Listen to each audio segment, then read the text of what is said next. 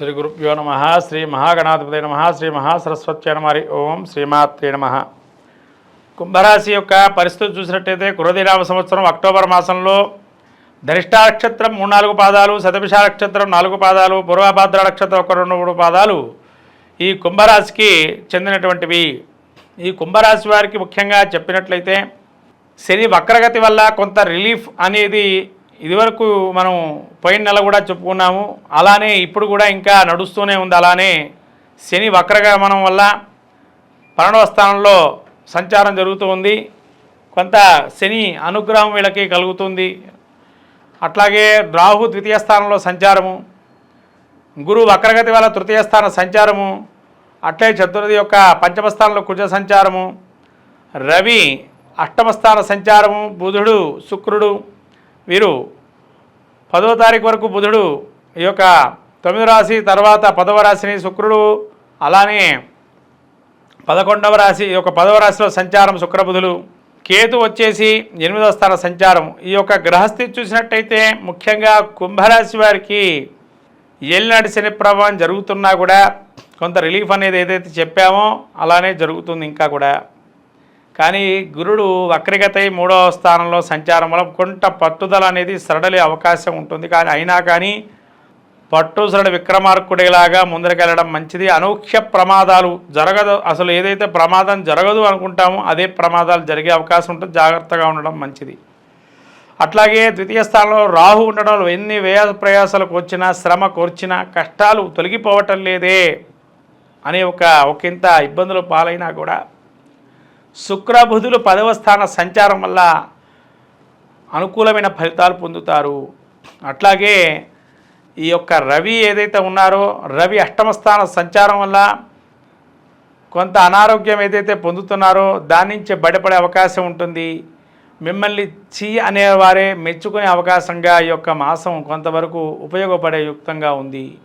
అట్లాగే కుజుడు పంచమ స్థానంలో సంచారం వల్ల సొంత సంతానంలో సంతాపాలు, దుర్వార్త శ్రవణాలు వినటము, అట్లానే ఎక్కడైతే పేరు తెచ్చుకుంటారో అక్కడే నేరారోపణలు చేసుకోవటం, మీ మీద నిష్ఠూరాలు చేయటం, ప్రతి ఒక్కరు మిమ్మల్ని ఎత్తి చూపించడం, మీరు ఎంత చేసినా మీరే అబద్ధం ఆడుతున్నారు మీ మీద నెపాలు నెపడం, ఇవన్నీ కూడా మీరు చవి చూసే అవకాశం ఉంటుంది.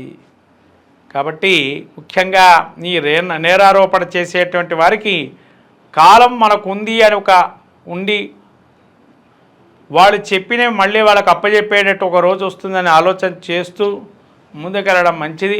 సమనియమనం పాటించండి. ప్రతి విషయాన్ని మీరు మనసులో పెట్టుకోండి. అంతే తప్ప బయటపడటం వల్ల ఇంకా మిమ్మల్ని హేళన చేసి ఉండే ఉద్యోగంలో కూడా ఊడగొట్టే ప్రయత్నం చేసేటువంటి వారు ఉన్నారు. జాగ్రత్త. కాబట్టి ఉద్యోగస్తులు కూడా చాలా జాగ్రత్తగా ఉండాలి కుంభరాశి వారు. ఎందుకంటే మీ పక్కనుంటూనే మిమ్మల్ని హీలి చేసి అదేవిధంగా మళ్ళీ చూపించే అవకాశం ఉంటుంది. మిమ్మల్ని మిత్రులుగా మీరు ఎవరైతే భావిస్తారో వారే శత్రువులుగా ఉంటారు ఉండే స్థలంలోనే. శుక్రబుధుల సంచారంలో మాయా జీవితాన్ని మిమ్మల్ని ఎట్లయితే ఒక ఉద్యోగస్తులు మీ పక్కనే ఉంటూ మిమ్మల్ని ఒక అలముకున్నట్టుగా భావనలో ఉంటారు. కాబట్టి ఈ మాయాభావం నుంచి బయటపడే అవకాశం మీకు ఒకరోజు వస్తుంది. ఖచ్చితంగా అప్పటి వరకు సంయమనం పాటించండి. అంతేగాని ఇవాళ వాళ్ళు ఏదో అన్నారని దానికి మీరు ఇంకా స్ట్రెస్ ఫీల్ కావద్దు. ఇంకా చెప్పాలంటే బుధుడు కొంత మీకు సానుకూలంగా ఉన్నాడు కాబట్టి సకాలంలో భోజనం చేయండి. భోజనం చేసే సమయంలో తగిన జాగ్రత్తలు తీసుకోండి. వేడి పదార్థాలు తినకపోవటం మంచిది. ఒకవేళ తిన్నట్లయితే దానివల్ల అతిసారము, అతివేడి వల్ల వ్యాధులు ప్రబలే అవకాశం ఉంటుంది. చల్లటి పదార్థాలు వేడిగా ఉన్నప్పుడు చల్లటి పదార్థాలు, చల్లగా ఉన్నప్పుడు వేడి పదార్థాలు తీసుకోవటం మంచిది. ఆరోగ్య నియమాలు పాటించండి. ఎప్పటికీ అప్పుడు ఆరోగ్య నియమాలు తేడా వస్తే వెంటనే వాటిని సరి చేసుకోవటం మంచిది. లేదా డాక్టర్ను సంప్రదించడం మంచిది. ఇవాళ తగ్గుతుంది ఈ మాత్రలు వేసుకునేటువంటి పరిస్థితి కాదు. కాబట్టి చూపించుకొని డాక్టర్కి తగిన ఔషధాలు తీసుకోవటం మంచిది. ఈ యొక్క కుంభరాశి సంచారం చూసుకున్నట్లయితే ధనం నిర్ధనో భవేత్. ధనం ఉన్నా కూడా ఏమీ చేయలేని పరిస్థితి, నిస్సహాయ స్థితిలో ఉండే అవకాశం ఉంటుంది.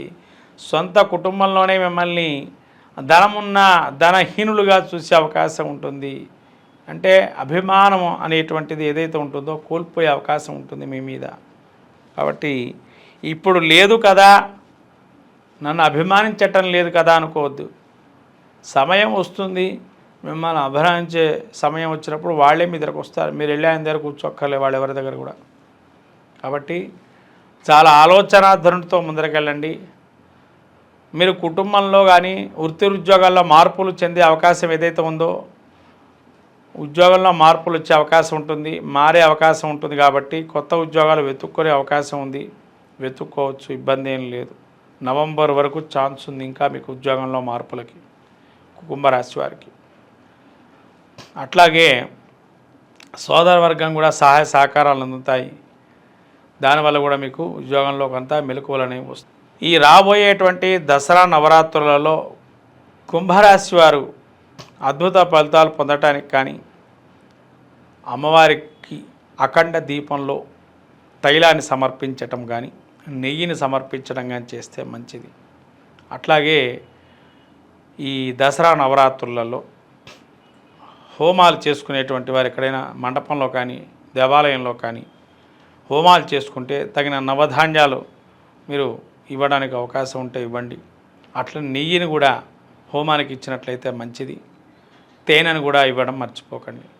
తేనె, చెరుకు గడ ముక్కలు ఇవి చాలా మంచిది దసరా నవరాత్రుల్లో కుంభరాశి వారు ఇస్తే కనుక. అట్లాగే మాతులంగ ఫలం అనేది ఒకటి ఉంటుందండి. 10వ అధ్యాయంలో చండీ సప్తశతి పారాయణంలో 10వ అధ్యాయంలో వేస్తారు మాతులంగ ఫలమని. ఈ మాతులంగ ఫలాన్ని ఎవరైతే వేస్తారో సాక్షాత్తు దేవి భాగవతంలోనే మనకు చెప్పబడింది.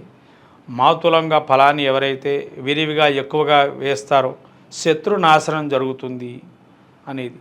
కాబట్టి మీరు మాతులంగ ఫలాన్ని కానీ అది దొరికితే, ఒకవేళ దొరకలేదంటే మాదీఫల రసాయనం అనేది కలుగుతుంది. ఆ మాదీఫల రసాయనాన్ని కొద్దిగానే ఇవ్వండి. ఎక్కువగా ఇస్తే హోమంలో వేస్తే అది మంట ఇబ్బంది చేకూరుతుంది. కాబట్టి కొద్దిగా మాదీఫల రసాయనాన్ని ఇస్తే కూడా మంచిది. ఈ విధంగా దసరా నవరాత్రులు ఉపయుక్తంగా మీరు చేసుకోవచ్చును. ఇది కాకుండా రాబోయేటువంటి పౌర్ణమి తర్వాత మీరు చేసుకోవాల్సినటువంటిది ఏంటంటే, మానసికమైనటువంటి ప్రశాంతత కోరేటువంటి వారు ఎవరైతే ఉంటారో వారు పాయసాన్ని ప్రతి రాత్రిపూట స్నానం చేసుకొని నైవేద్యంగా కూడా పెడితే పాల పాయసాన్ని అద్భుతమైనటువంటి ఫలితాలు గోచరిస్తాయి. కాబట్టి ఇటువంటి ఫలితాన్ని కనుక రాజకీయ నాయకులు, సినీ ప్రముఖులు కూడా అమ్మవారు ఆరాధన చేసి, ఎవరో ఏదో అన్నారు మన మాట నిష్ఠూరంగా అని అన్నా కూడా అది మనసులో ఒప్పుకోకుండా వెళ్ళడం మంచిది. సినీ ప్రముఖులకు కూడా మంచి అవకాశాలు పొందుతారు. కాబట్టి ఈ రాజకీయ నాయకులు, సినీ ప్రముఖులకు కూడా మంచి అవకాశాలు ఉంటాయి. రాలేదు అనుకోవద్దు, అవకాశాల కోసం వేచి చూడండి. తప్పనిసరిగా అమ్మ అనుగ్రహం ఉంటే ఖచ్చితంగా అన్నీ కలుగుతాయి.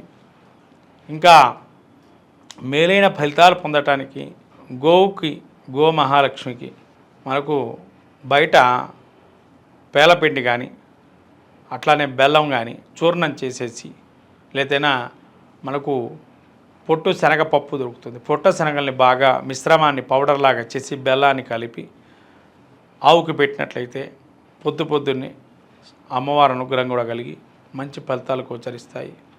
లక్ష్మీనారాయణులు ఏదైతే ఉంటుందో ఆ సమయంలో పౌర్ణమి తర్వాత లక్ష్మీనారాయణులు ఆరాధన చేసుకోవడం, తులసిమాల సమర్పించడం, అట్లనే వెంకటేశ్వర స్వామికి తులసిమాల ప్రతినిత్యం శనివారం కూడా వేస్తుండటం వల్ల మీకు ఉండేటువంటి అపవాదులు, నిష్ఠూరాలను తొలగిపోయి సంపూర్ణమైనటువంటి ఫలితాలు గోచరిస్తాయి.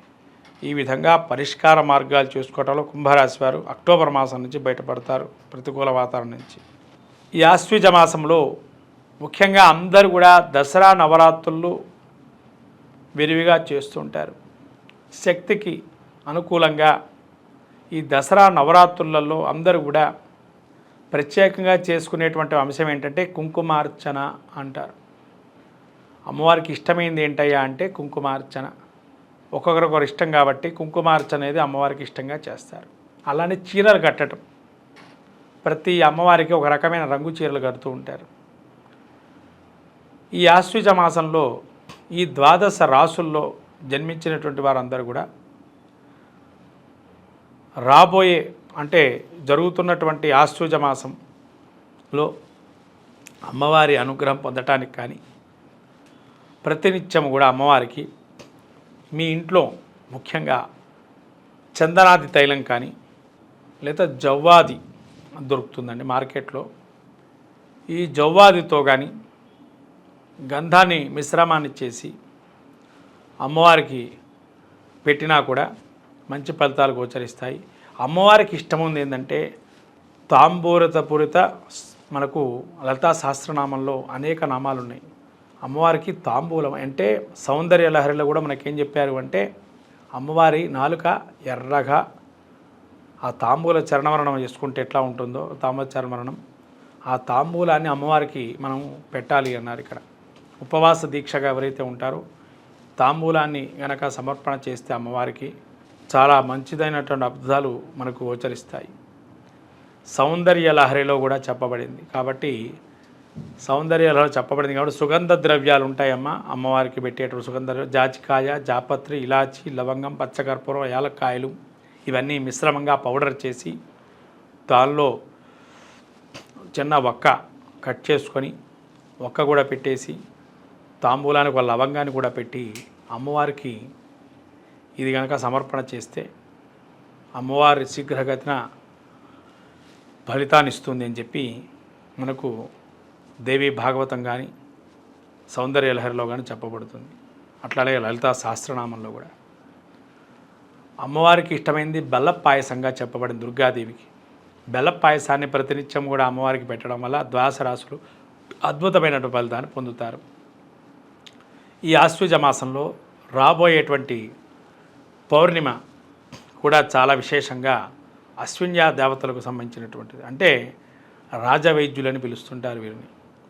అశ్విని దేవతల్ని రాజవైద్యులుగా వ్యవహరిస్తారు కాబట్టి ఈ ఒక పౌర్ణమి రోజున ఎవరికైతే మానసిక రుగ్మతతో అంటే మానసికమైనటువంటి టెన్షన్స్ అంటే ఎట్లా మన జాతకంలో ఏ విధంగా కనబడతాయండి అంటే ఇవి కేతువు చంద్రుడు లేదైనా రాహువు చంద్రుడు వీటి కలయిక వల్ల కానీ వీటి పరస్పర వీక్షణ వల్ల కానీ మానసికమైన రుగ్మతలు గోచరిస్తాయి. అంటే ఇమ్మెచ్యూరిటీ ప్రాబ్లమ్స్ అనేది ఉంటాయి. వాటికి కాను రాబోయేటువంటి పౌర్ణిమ ఏదైతే ఉందో ఆ రోజు కానీ చంద్రబింబానికి అంటే పౌర్ణమి నాటి చంద్రబింబానికి కానీ పాయసాన్నం చూపించినట్లయితే అన్ని భయాల నుంచి కూడా తొలగింపజేస్తుందని మనకు లలితా సహస్రనామంలో చెప్పబడింది. పాయసాన్న ప్రియాత్వస్థ పశులోక భయంకరి అని చెప్పబడింది. కాబట్టి పాయసాన్నాన్ని ఎవరైతే నివారణ పెడతారో అన్ని భయాల నుంచి కూడా పశుపక్షాదుల నుంచి ఉండేటువంటి భయాలు కానీ అనేక జంతువులు కానీ మనలో ఉండేటువంటి రాక్షసత్వాలు కూడా నిర్మూలన చేస్తుందని పాయసాన్నం అంటే అందుకని బెల్ల పాయసాన్ని కానీ పెట్టినట్లయితే అమ్మవారు అన్ని అనుగ్రహాన్ని మనకు ఇస్తుంది. ఇది ఈ దసరా నవరాత్రులలో ద్వాదశ రాశి వాళ్ళందరూ కూడా పాటించాల్సిన నియమం. శ్రీమాత్రే నమః.